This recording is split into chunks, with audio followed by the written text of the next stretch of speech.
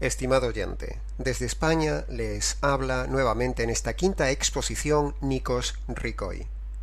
A lo largo de estos días hemos estado viendo diferentes ángulos del Evangelio.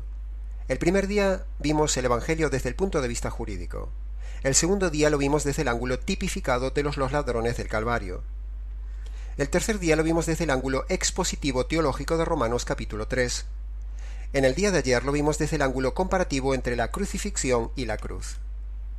El mensaje del día de hoy lo hemos titulado como El Evangelio como el centro de toda la Biblia.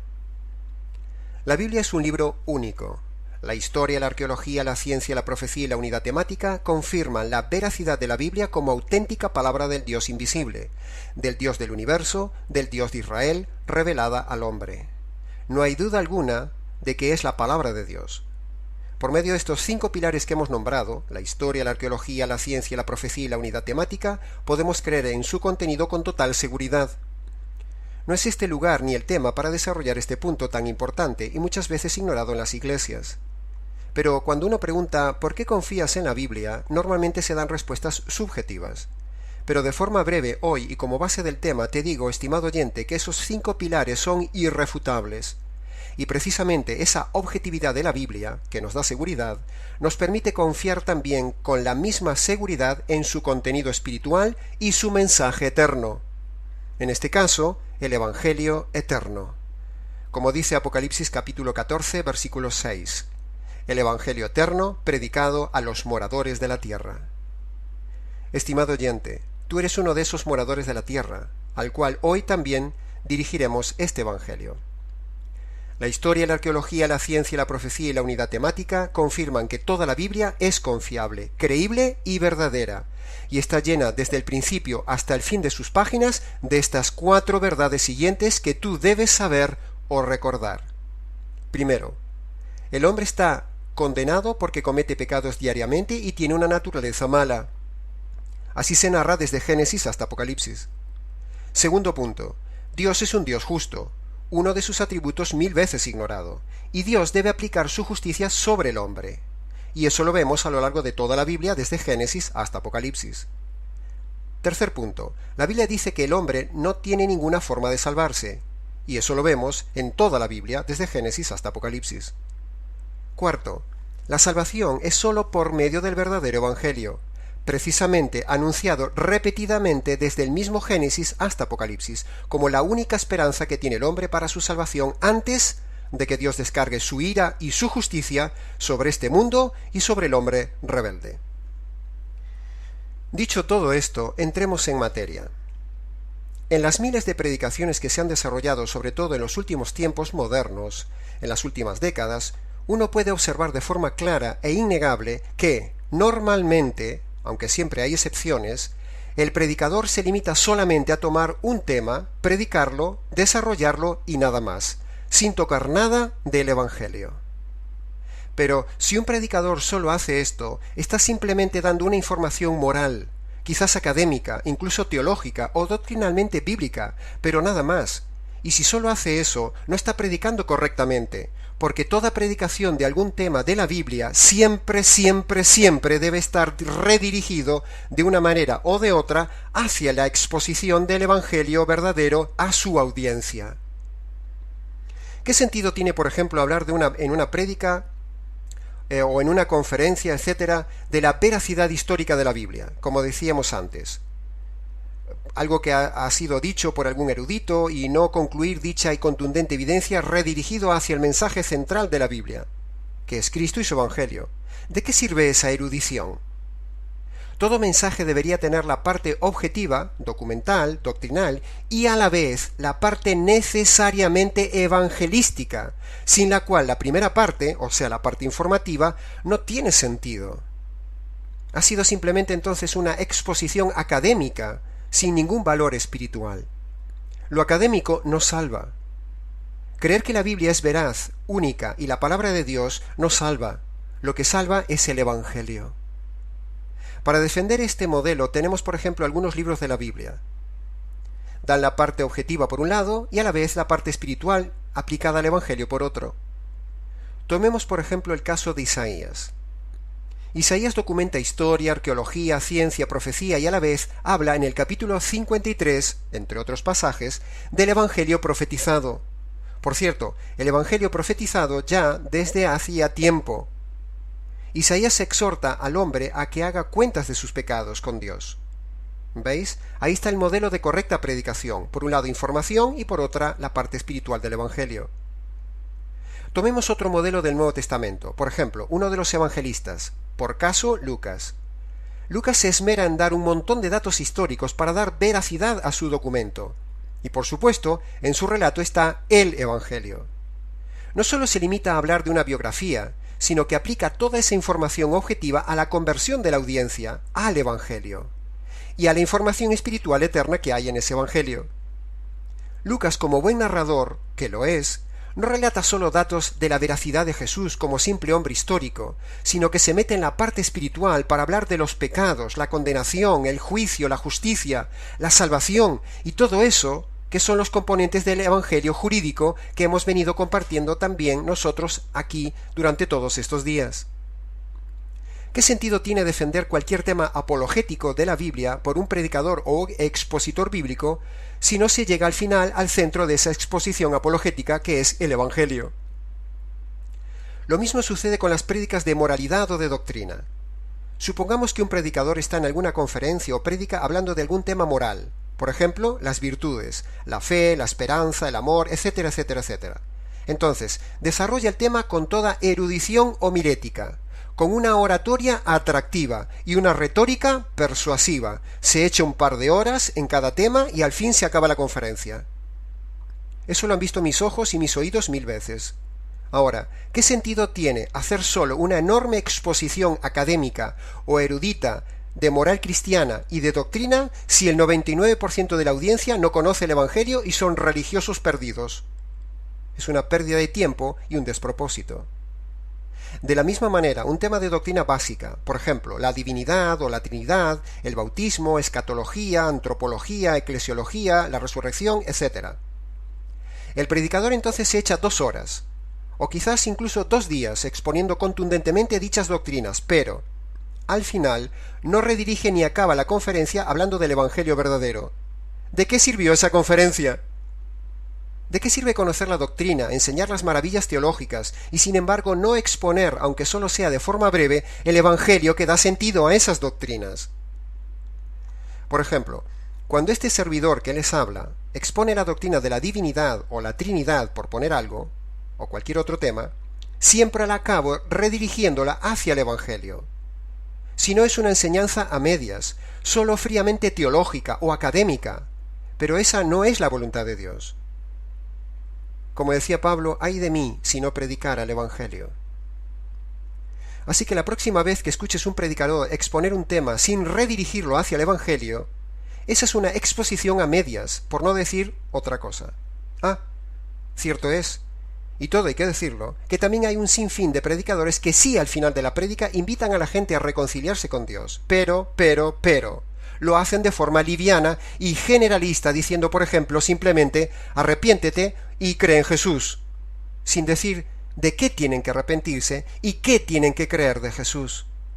Es algo tan generalista que no dice nada y es como si no hubiesen dicho nada. Otro, en cambio, hacen invitaciones, pero no con el verdadero evangelio, sino con un método modernista, un falso evangelio, tipo pase al frente, levante la mano, repita esta oración, Dios te ama, tiene un plan maravilloso para tu vida, sigue las 5 leyes espirituales, acepta a Jesús en tu corazón, y todo esto envuelto en música emotiva, luces psicodélicas y manipulación del pastor con el micrófono. Ese es todo el evangelio. Esto lo han visto mis ojos 1000 veces. Pero esto, aun pretendiendo ser correcto, también es errado y falso. Así que, por un lado tenemos predicadores que exponen cosas de la Biblia correctas, pero no redirigen la prédica hacia el Evangelio. Luego tenemos otro grupo de predicadores que terminan la prédica con cualquier evangelio menos el verdadero. Y un tercer grupo que sí redirige el mensaje hacia el Evangelio, pero es tan aguado, tan generalista y tan poco detallado que es como si no hubieran dicho nada. Nada de nada. Así que encontrar hoy en día un expositor bíblico que exponga la doctrina correcta y sana y a la vez redirija el mensaje al Evangelio, y ese Evangelio sea el verdadero Evangelio, y correctamente expuesto, es como hallar una perla en medio del mar o una aguja en medio de un pajar. Por eso, estimados oyentes, en estos mensajes de estos días, no solamente nos dirigimos a los inconversos para exponerle el verdadero Evangelio, sino que también nos dirigimos a los creyentes para perfeccionar el conocimiento de su Evangelio. Y también, y con humildad, nos animamos a compartir cálidamente con los predicadores que nos escuchen a que sus prédicas sean redirigidas siempre hacia el verdadero Evangelio, pero de forma específica y de forma clara, de tal manera que el pecador no tenga dudas de cómo entregarse en arrepentimiento y fe en la cruz. Recuerda, estimado predicador, que en todo redil siempre hay cabras con ovejas, y mayormente hay más cabras que ovejas. Por lo tanto, desaprovechar cada oportunidad que tenemos delante de un grupo de personas para llegar a ese grupo con el Evangelio verdadero, no hacerlo sería una injusticia. Yo siempre digo que el tema que se predique, sea el tema que sea el tema que me pidan, el tema debe ser solo una excusa, el medio para poder predicar el Evangelio. No debemos hablar a la audiencia como si toda la audiencia fueran creyentes. Eso es un grave error, que lo han visto mis ojos 1000 veces. El predicador debe hacer notar a la audiencia que ahí, frente a él, hay cabras, muchas cabras, es decir, gente sin conversión.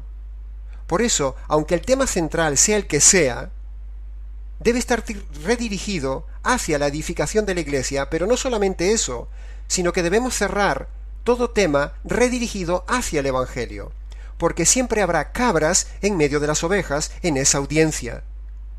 Es mi humilde y bíblico consejo pastoral aprovechando este tema. Pongamos algunos ejemplos de cómo redirigir cualquier tema hacia el Evangelio, tanto del Antiguo Testamento como del Nuevo Testamento, a lo que nosotros llamamos el arte de redirigir la prédica hacia el Evangelio. Usemos algunos textos sencillos y conocidos.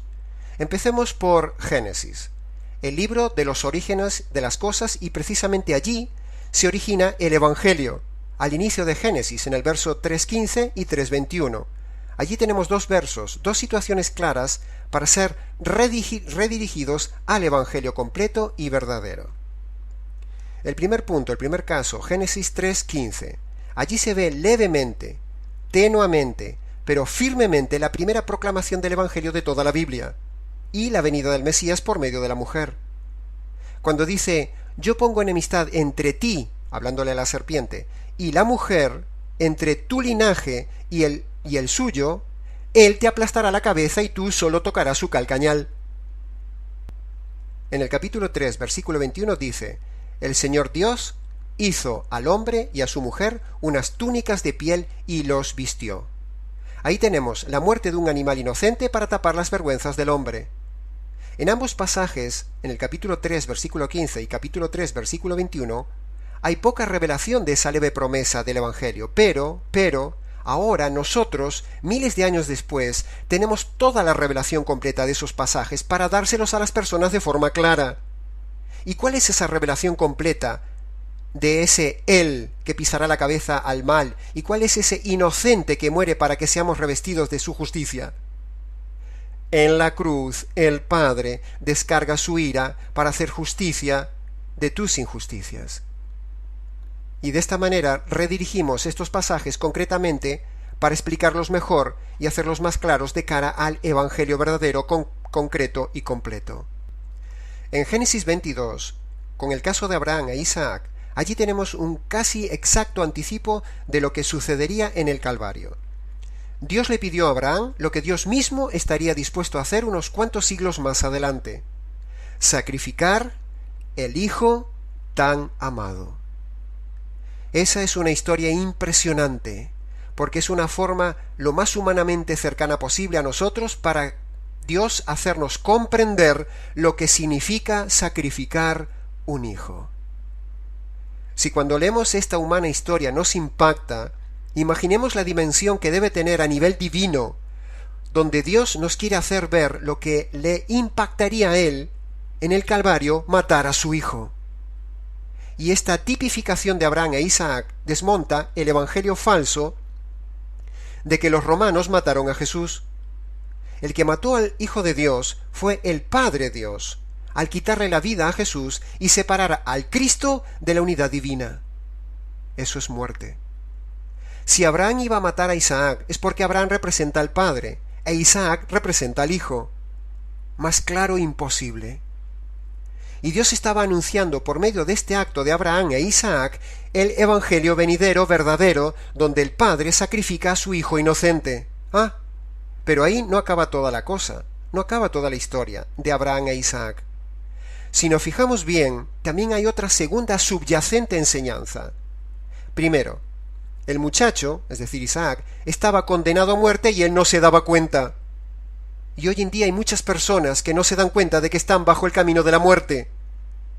Segundo, tampoco sabía Isaac el juicio que pronto le llegaría sin pensarlo. La vida es muy frágil. El juicio pronto puede llegar a cualquier persona. Tercero, Isaac ignoraba el peligro que le venía. De la misma manera hoy en día mucha gente no se da cuenta del peligro que le está esperando. Cuarto, estaba incluso de buen ánimo. Estaba dando un paseo, estaba disfrutando, pero no sabía que le esperaba la muerte. Y quinto punto, Isaac no sabía que Dios le había condenado a muerte. Y hay mucha gente que no sabe que está condenada a muerte, en la condenación eterna. De la misma manera, hoy en día hay muchos miles de Isaacs. Por eso es imprescindible redirigir todo tema de la vida cotidiana y prédicas hacia el evangelio verdadero. Todo un arte. Así que aquí con Abraham e Isaac tenemos un modelo perfecto para redirigir el evangelio, donde el Padre sacrifica a su Hijo por ti. En el libro de Éxodo, capítulo 25, versículo 21 y 22, hay un pasaje muy singular que dice: «Pondrás el propiciatorio encima del arca, y yo me reuniré allí contigo en el propiciatorio».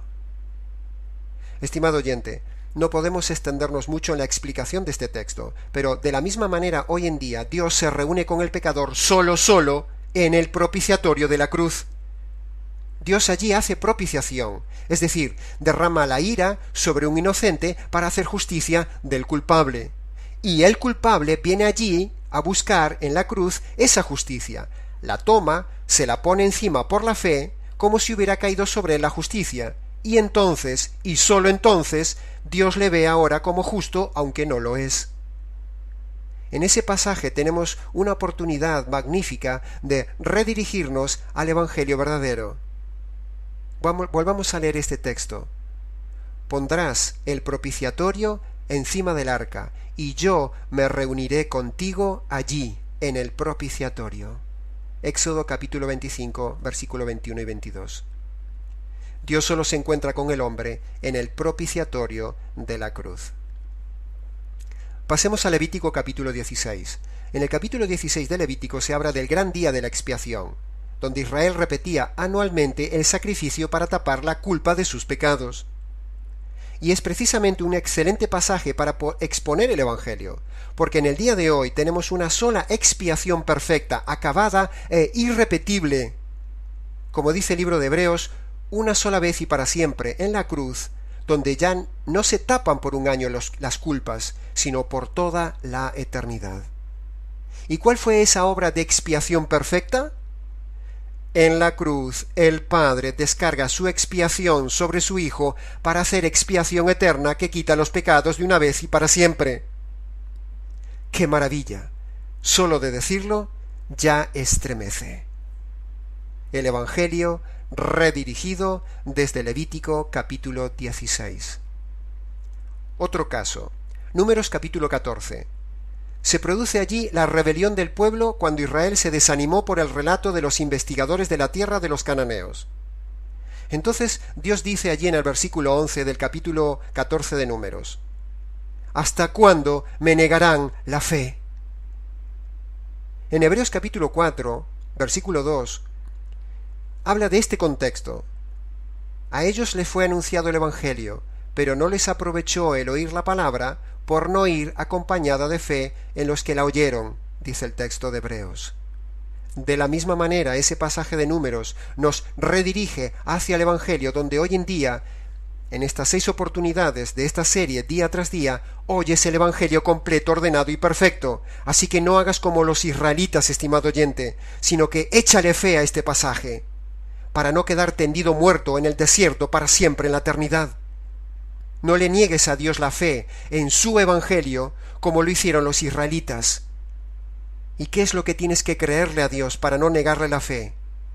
En la cruz, el Padre descarga su ira sobre su Hijo para hacer justicia de tus injusticias. Eso es lo que tienes que creer para no negarle la fe a Dios. Una vez más, hemos redirigido desde el Antiguo Testamento el Evangelio, en este caso en el libro de Números. Pasemos a Deuteronomio capítulo 6, versículo 4. Ahí está el famoso pasaje judío de la Torá. Shema Israel, Adonai Elohenu, Adonai Echad. Escucha Israel, mis señores nuestros dioses, mis señores, uno plural es. O como dicen las versiones nuestras en castellano, oye Israel, el Señor nuestro Dios, Señor uno es.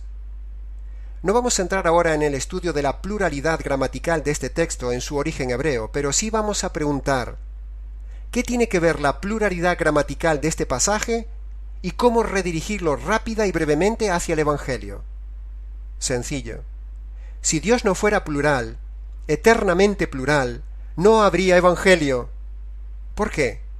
Porque en la cruz se lleva a cabo un sacrificio de dimensiones eternas, tanto por parte de los protagonistas involucrados, la Trinidad eterna, como por el resultado de ese sacrificio, es decir, una salvación perfecta y eterna, de dimensión eterna.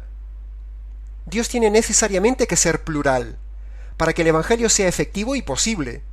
Si Dios no es plural, no puede haber verdadero Evangelio. Primero, porque la ira y la justicia eterna que merece el pecador en la eternidad, sólo la puede absorber un ser eterno para sustituirme.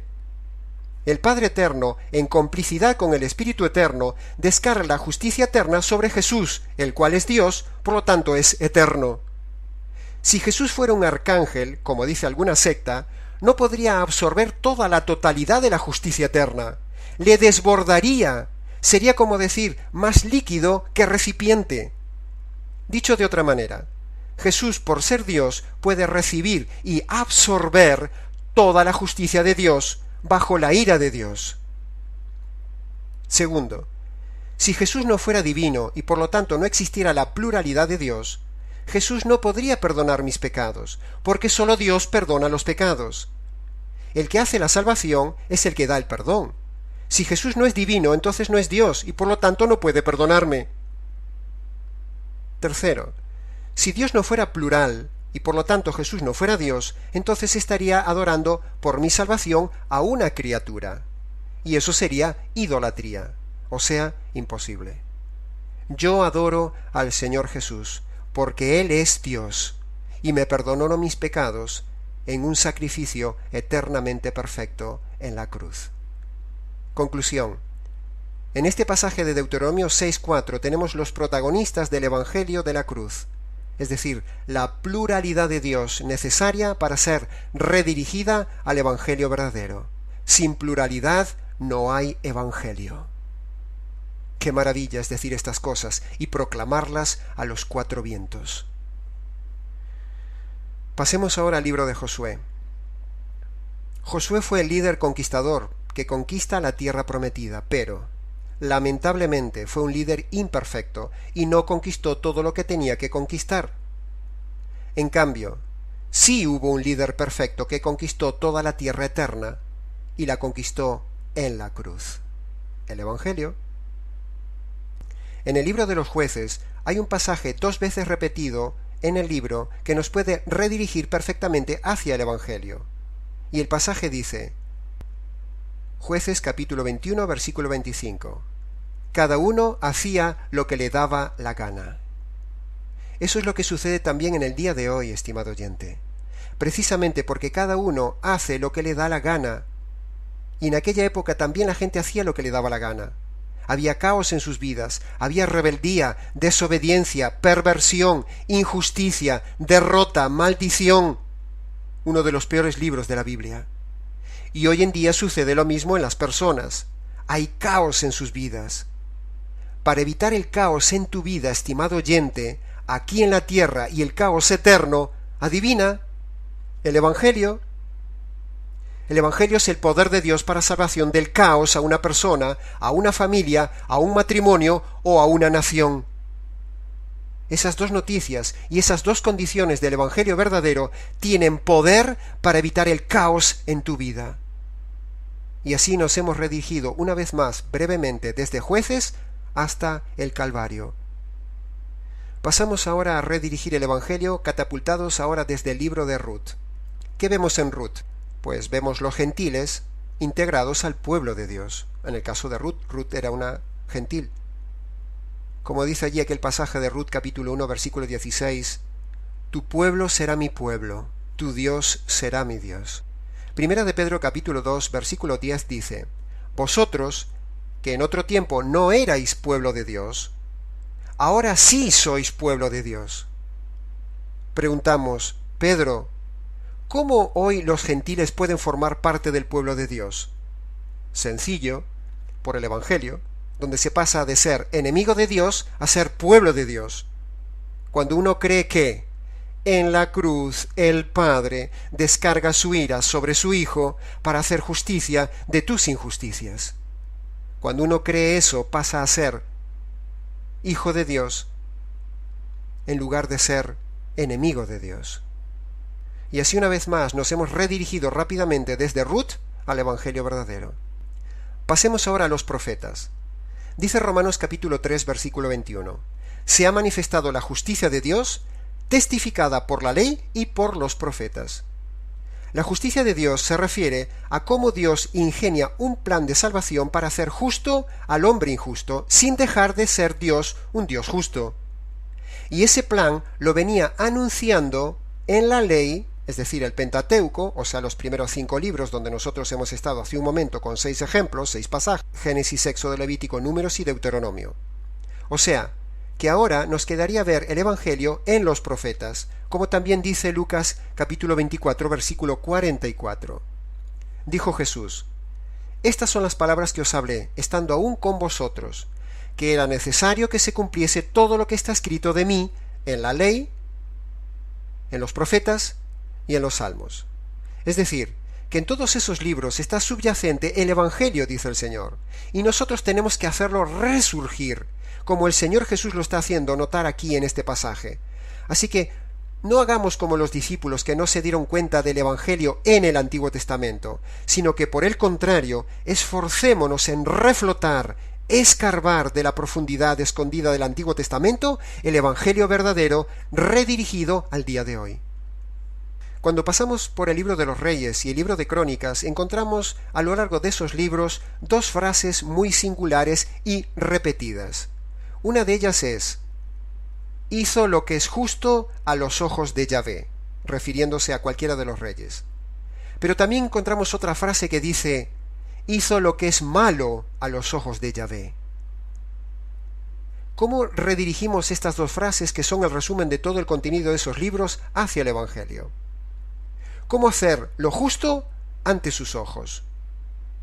Sería la pregunta, ¿verdad? ¿Cuál es la obra más importante que Dios quiere que hagamos para ser justos ante Él? Sencillo, el Evangelio. El Evangelio te hace perfectamente justo ante sus ojos. Dice Jesús allí en Juan capítulo 6, versículo 28. ¿Qué debemos hacer para poner en práctica las obras de Dios?, le dijeron a Jesús. Y Jesús le dijo, esta es la obra que Dios quiere que hagáis, que creáis en el que Él ha enviado. ¿Quién fue enviado? Jesús. ¿Por qué Jesús fue enviado? La respuesta está en el Evangelio. El Padre envía a su Hijo para descargar la ira, para hacer justicia de tus injusticias. Y de esa manera, cuando te apropias de esa justicia de la cruz, entonces Dios te declara justo ante sus ojos. Y entonces aquella frase del libro de Reyes y Crónicas, hizo lo que es justo a los ojos de Dios, tendrá sentido en tu vida. Y así, tomando un pasaje del libro de Reyes y Crónicas, lo hemos redirigido hacia el Evangelio. Cuando llegamos al libro de Esdras, Nehemías y Esther, tres personajes que lucharon por restaurar, encontramos lo siguiente. Esdras trató de restaurar la palabra de Dios. Nehemías trató de restaurar los muros. Y Esther trató de restaurar la dignidad del pueblo de Israel a punto de ser aniquilado. De la misma manera, estimado oyente, el Señor Jesús restaura mi vida por medio del Evangelio. Una vida derrumbada, como en el libro de Nehemías. Una vida a punto de ser aniquilada en la condenación, como en el libro de Esther, donde el pueblo iba a ser condenado a la muerte. Y una vida sin conocimiento de la palabra, pero restaurada, como en el libro de Esdras. Pero cuando llegó el tiempo en mi vida, la restauración de los muros de mi vida, el librarme de la muerte eterna y darme el gozo de la palabra como en Esdras, toda esa restauración vino a mi vida por medio del Evangelio verdadero. Cuando vi que en la cruz el Padre había descargado su ira sobre su Hijo para hacer justicia de mis injusticias. Y ahí fue restaurada mi alma. Acabamos de redireccionar estos tres libros hacia el Evangelio. Cuando llegamos al libro de Job, vemos ahí un hombre que sufre. Estimado oyente, yo conozco un hombre que también sufrió, pero este hombre era perfecto. Job no era perfecto. Se vio que no era perfecto en la prueba dura, por lo que salió de su boca su protesta, su vindicación y su queja. En cambio, en Isaías 53, versículo 7, leemos sobre el Mesías. Angustiado él y afligido, no abrió su boca. Al contrario, enmudeció, como un cordero llevado al matadero. Y vuelve a repetir el texto, no abrió su boca. En el versículo 9 dice, el Mesías, el hombre perfecto, nunca hizo maldad ni hubo engaño en su boca. Y el versículo 10 dice, pero con todo esto, a pesar de esto, quiso Dios destrozarle con padecimientos. Y mi siervo el justo justificará a muchos por haber sufrido más que Job y haber llevado las iniquidades de Nicos. En la cruz, donde el Padre aflige bajo un sufrimiento eterno al Hijo para hacer justicia de mis injusticias, y así de Job nos hemos redirigido rápidamente al Evangelio de la cruz. Y como último ejemplo del Antiguo Testamento veremos los libros de los Salmos. El libro de los Salmos es el libro de la relación del justo con Dios. El libro de los Salmos no es para los inconversos. Tanto en el sufrimiento como en el gozo, en el libro de los Salmos el justo se refugia en Dios. Pero para que una persona pueda tener la comunión y la relación que se ve en los Salmos, antes hay que estar en relación justa delante de Él.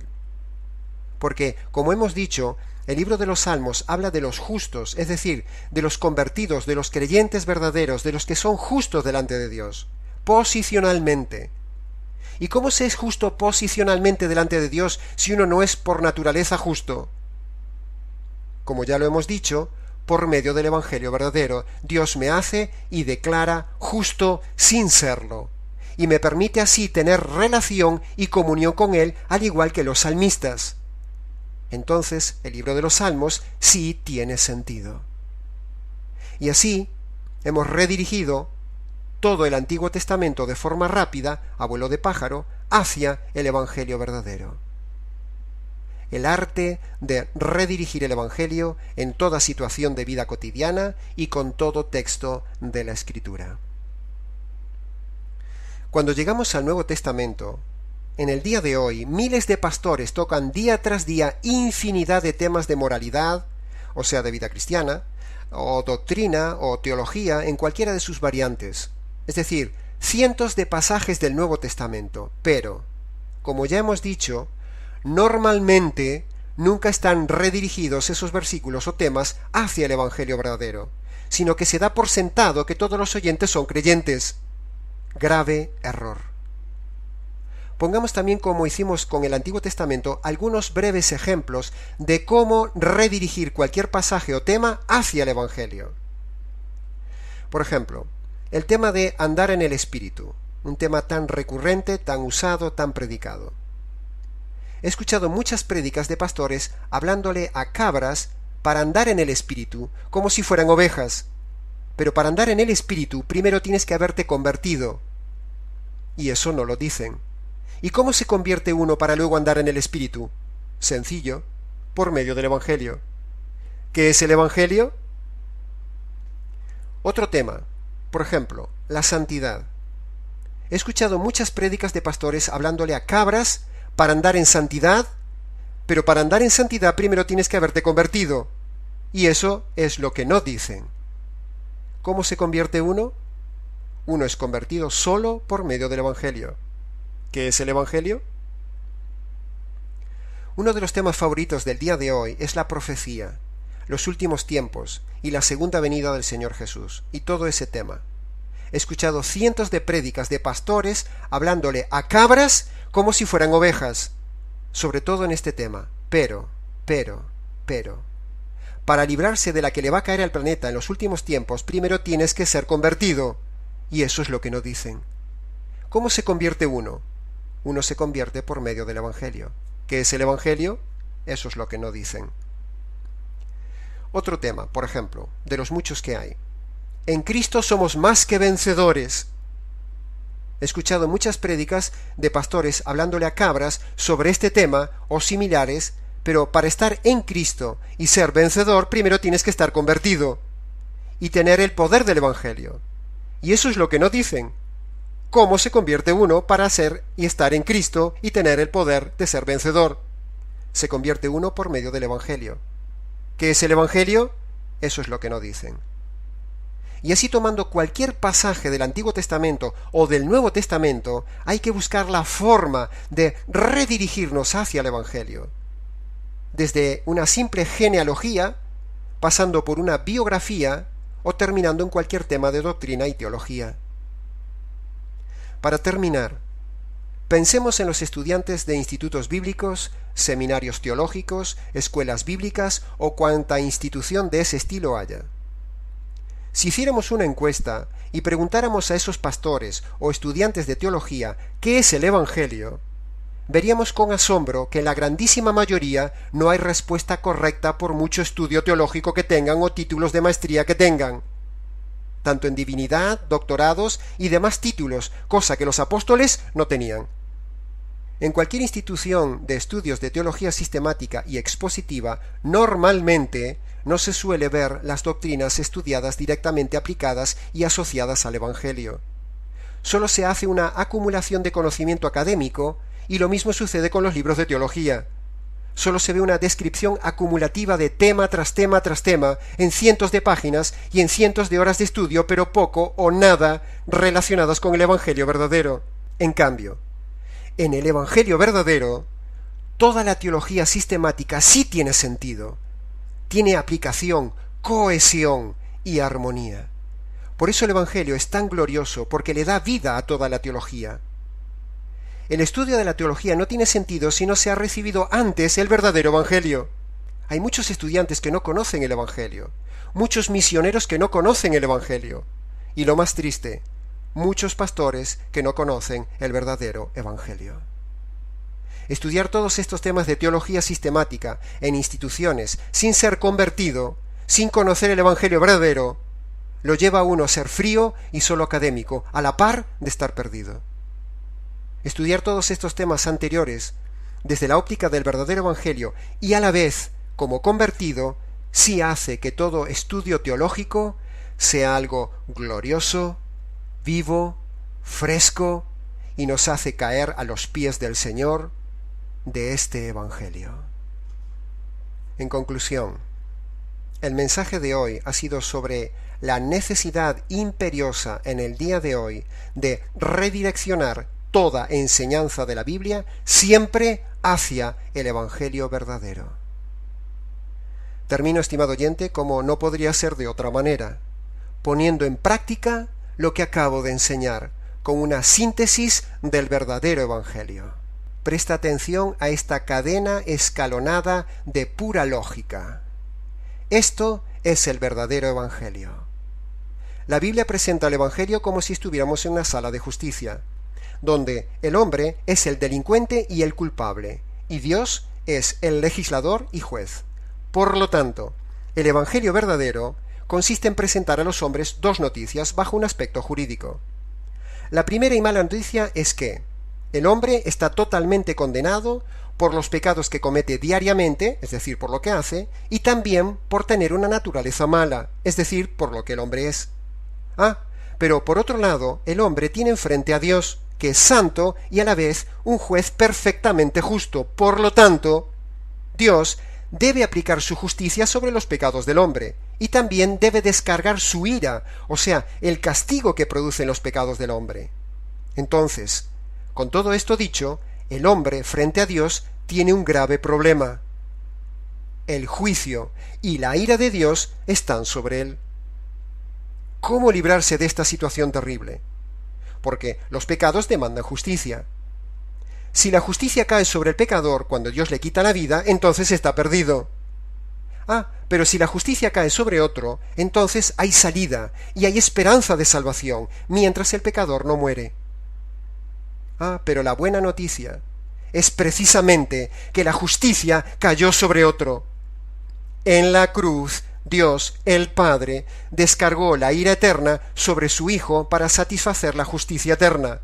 Justicia e ira que uno mismo merece recibir en la condenación eterna. Entonces, cuando el Padre castiga y mata a su Hijo en lugar del pecador, de esta manera se producen dos cosas. Primero, se cancela la justicia divina que tenía el hombre, y segundo, se retira la ira de Dios sobre el hombre. Entonces, ¿significa esto que ya estamos todos salvados porque ya está todo hecho y satisfecho? No. Dios manda a todo hombre dos condiciones para salvarse. Primero, que el hombre se arrepienta, es decir, que reconozca y abandone sus pecados y también que reconozca su naturaleza mala. Segunda condición, que crea y confíe en la obra de justicia hecha en la cruz, o sea, la buena noticia. Cuando el hombre se arrepiente de sus pecados y pone su fe en la justicia hecha en la cruz, entonces Dios lo declara total y jurídicamente perdonado y totalmente reconciliado con Dios. Por lo tanto, ahora sí, el hombre puede entrar en la gloria de Dios. La resurrección de su Hijo es la evidencia de que Jesús nunca pecó. Si no, estaría muerto, como todos los líderes de todas las religiones, estaría en la tumba. La resurrección significa que Dios aceptó este evangelio perfecto a favor del hombre pecador, o sea, a favor tuyo y a favor mío, estimado oyente. Como la resurrección es vida, la resurrección de Jesús es lo que le da vida y poder a este verdadero evangelio. Estimado oyente, yo te invito a que busques un lugar tranquilo, quizás el secreto de tu habitación. Póstrate de rodillas ante el Dios soberano. Descálzate, porque el lugar donde estás es santo. Confiesa allí concretamente cuantos pecados vengan a tu mente. Díselo uno a uno. Señor, reconozco que soy malo e hice tantas maldades, tantas injusticias. Soy culpable de esto y de esto. Pero a partir de hoy, Señor, se acabó ese estilo de vida. Señor, espera. Ahora he comprendido la pieza que me faltaba. Para tener el Evangelio completo, la pieza que me faltaba era la justicia. La creo, Señor. La creo, como tú me pides que la crea, que allí en la cruz descargaste la justicia que merecen mis injusticias, para que no las tenga que pagar yo en la justicia eterna. Una cosa más, Señor. Muchísimas gracias por este Evangelio. Estimado oyente, espero que este modelo te ayude. Clama en tus palabras al Señor en arrepentimiento de tus pecados y fe en la justicia de la cruz. Y si necesitas algo más, escríbenos o llámanos. Les ha hablado con todo el corazón Nikos Ricoy.